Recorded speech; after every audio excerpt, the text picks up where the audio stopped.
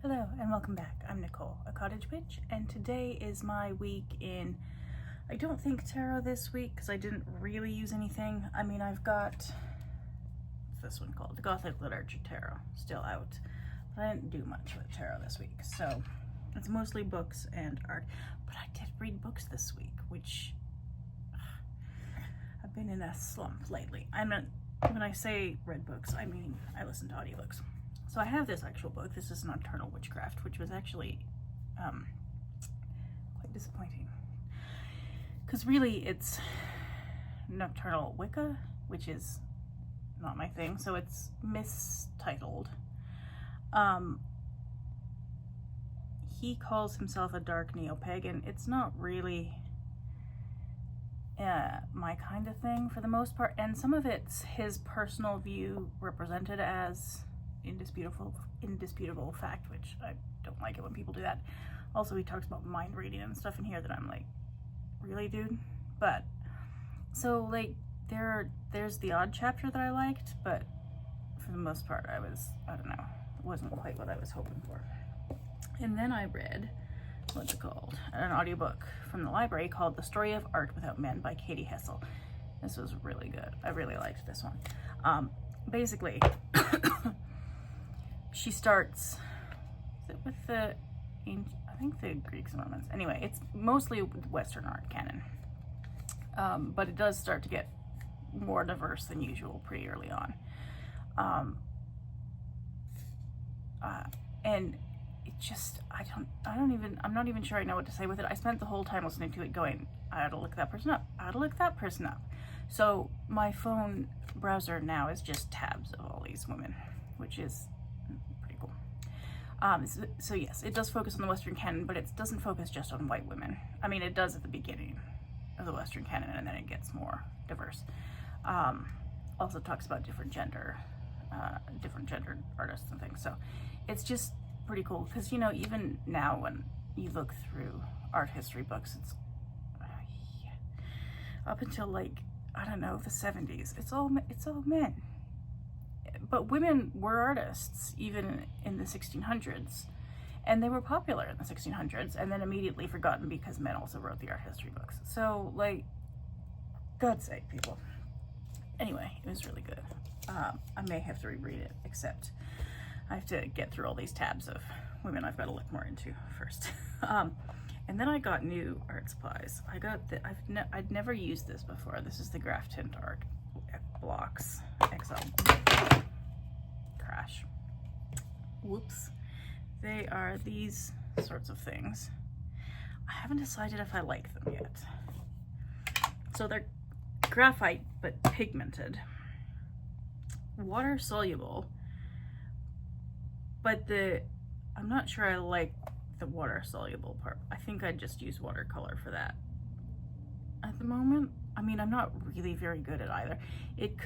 Some of the uncertainty about whether I like this product could just be I haven't figured out how to use it properly yet. That's a distinct possibility because like I'm not a professional or anything. It seemed fun. And I'm not really good at watercolor. I mean, I'm not really good at most things, but I'm definitely not good at watercolor. I've used it a small handful of times. So there are probably some things that I just don't know how to do that would make using this a better experience. But I don't know. I'm undecided. I'm not sure if I would like the pencils better because they do come in a pencil form, which I might like better. I don't know. They have charcoal too, and I might try those in pencil form and see if I like those, and then I'll have a better idea if it's a pencil thing or a I don't know how to use things very well yet thing. Remains to be seen. And then I got some of these. I should have taken them out of this pencil case before I started this, but anyway, Faber-Castell has a set of Pitt Artist pen fine liners in dark sepia. It's a very lovely brown, basically. So I have some of these, 3 fine liners and a brush pen, and they're super fun. And I've just done some doodling, but it's fun. What else? Oh yeah, so in sketchbook territory, where did I can't remember where I stopped last time, but I have this sketchbook where I was doodling things from Iceland. And so I just did some more rough like sketches of plants and things, and then finished up. Oh yeah, there's this canyon. That was one of my favorite places to go there. More of this, and what's it called? Angelica. Some beaches. Just did some doodling in Ladies Mantle, which you can only tell was Ladies Mantle because I labeled it. But I wasn't going for realism, I was just mucking about. What else? The little lighthouse. Yeah, so this is just a book for noodling about and making a mess. And it's little, so whatever. And then in this one, I did, I went to a native plant rescue. This was no, this wasn't using contact, this was using pencil crayon, which I like much better than contact crayons. The texture of contact, I can't deal with it. This is snowberry. There was a big snowberry patch. I don't know if you can, it's very light, so maybe it's not showing up very well. Anyway, I went to a native plant rescue and rescued some plants, collected some seeds, planted some seeds, and it was really good fun. But part of the time I was out there, I just did some sketches of different things, and yeah, that was fun. Russian thistle. This is what turns into tumbleweed. If you've ever seen that in old westerns, it's an invasive plant that's you're not supposed to be here. I sketched a little. Where did I put it? Oh, here it is. Oops! Come on. It's supposed to be a cat. In my drawing, it looks like a bear. It's cute. I was testing out some other fine liners that I've got. This one I think is my favorite to use.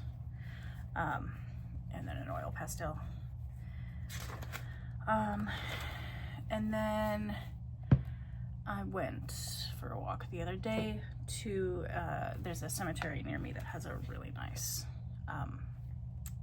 park, like rock garden, flower garden. Skipping those pages, here was some noodling around with the brown fine liners. And then I did experiment with the graph tint to make some just backgrounds in this book, which didn't work out, you know, brilliantly because it's not watercolor paper, but oh well. It's just for experimenting. And then I decided, I think I just like the experience of using watercolor better. It's something about these makes a weird texture if you work on it too much. So I don't know. Undecided. I did also, oh yeah, I made this little doodle. So in the Iceland book, I forgot about this one, I took a bunch of pictures of rocks in Iceland because I'm a geek, but also they're very cool. Lava is weird. So I did this with oil pastels, which was super fun, and I'm very happy with it. So I may do more of that at some point, I don't know, in the noodling about department. We'll see.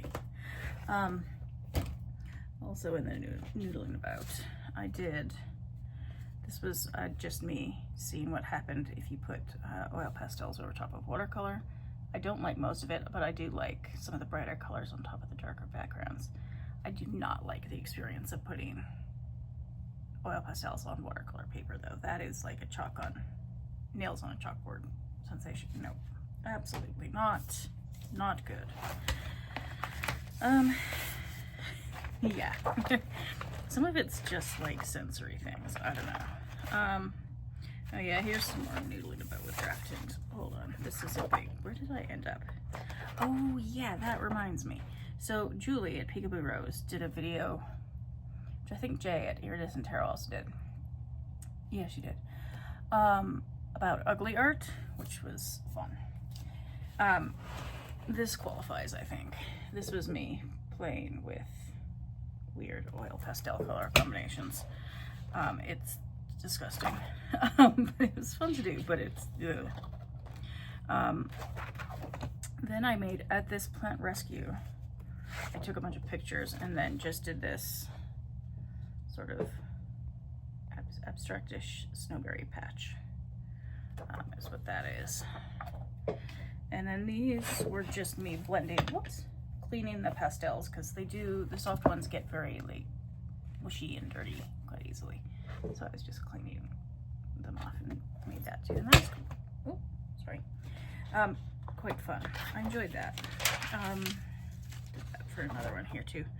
And then this was me experimenting with the graphitint background and then putting pencil crayons and oil pastels over top just to see what would happen. So I think this qualifies as fairly ugly, although I do like some of the brighter colors on the muddier backgrounds. Ooh, here's an ugly magpie. Same thing. Experimenting with just layering different materials over each other just to see what would happen. This is my ugliest ugly drawing. It's part magpie, part just seeing how these oil, because these are the harder Pentel oil pastels that I don't like the experience of using as much, but I wanted to just muck about and see what happened. And it, oh yeah, those color combinations are not good. These ones are much more satisfying. But that is actually from, I did this of fall leaves. Where's my photo? We have a photo reference for that, which is a place down by the river near me. So this is what that was. Whoops.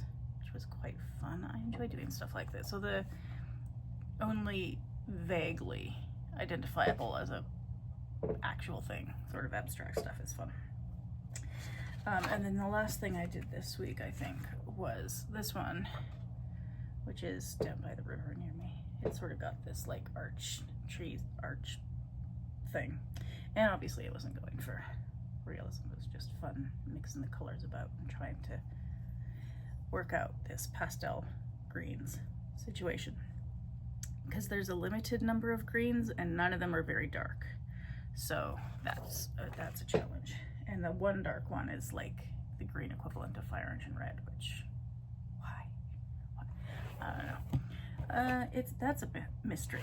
Anyway, is that everything? I think that's everything. That was my week in making a mess and books, which I'm reading again, well, listening to, but you know, it's a start.